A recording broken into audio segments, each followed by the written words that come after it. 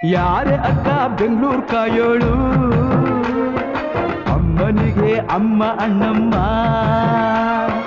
ಯಾರೋ ತಮ್ಮ ಕರ್ಗಾನ್ ಮೆಚ್ಚೋಳು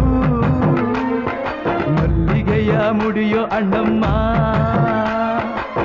ಬರುತ್ತೀನೆಂದರೆ ಇಲ್ಲಿಗೆ ಬರೋ ತನಕ ಮೌನಿ